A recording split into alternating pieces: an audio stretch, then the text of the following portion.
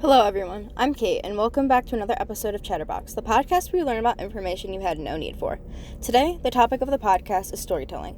I will read to you a story and follow it up with facts to do with the story.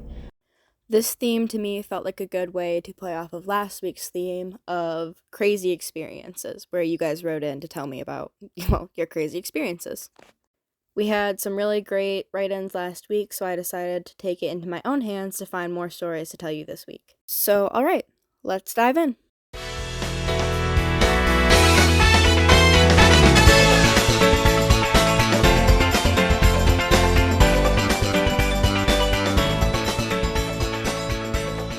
Our first story is from Yahoo News and is titled, "A Texas Woman Said Snake Fell Out of the Sky onto her arm, and then a hawk stopped and attacked it."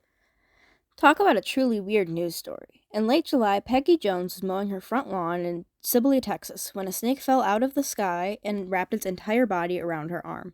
Then, a few moments later, a hawk swooped in. CBS News reported and a National Geographic-style brawl ensued. "The hawk grabbed the snake that was wrapped around my arm and pulled it like he was going to carry it away," she recalled.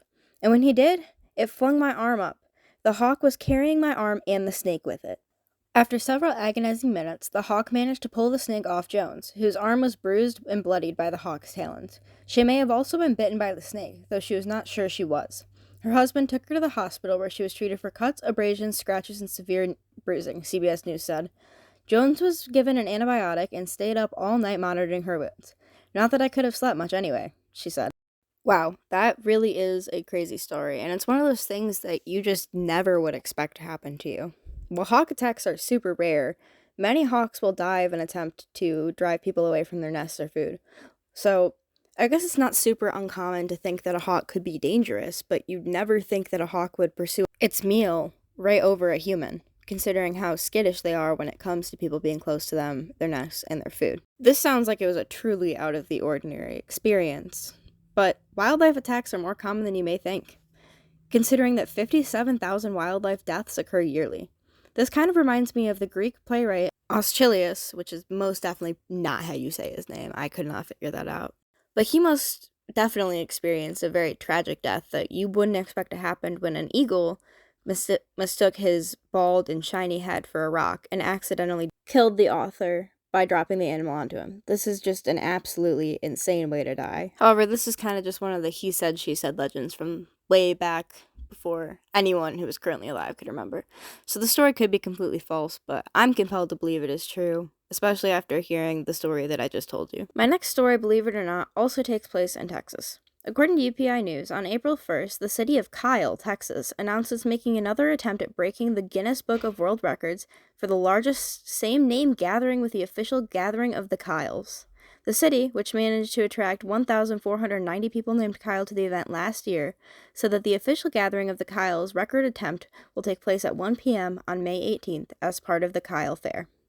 The current record for the largest name gathering, first names only, was set on July of 2017 when 2,325 people named Ivan attended an official attempt in Bosnia. The city of Austin, Texas hosted another attempt for the record in February when the Ryan Rodeo attempted to take their title by bringing together people named Ryan. That attempt also fell short of taking the title. Surprisingly, there are many world records set around names. For instance, France currently holds the record for the amount of surnames in any country.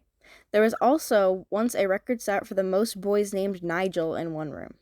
Final story is titled Bedfordshire Black Bears Ride on Wilburn Safari Park Swan. The 4 baby bears were riding the swan boat across the lake after severe flooding in the reserve that they lived in, making crossing the lake at their normal destination impossible. They resorted to one of the swan boats on the lake, and all 4 of them climbed aboard and started riding across the lake. Workers from the reserve said that the whole scene was entertaining, not only for the visitors, but also for the bears. Thank you guys for all tuning in and listening to Chatterbox today. I really enjoyed this short episode, sharing stories with you guys. And let me know in the comments if there's any themes you'd like to hear next. Until next time, bye guys!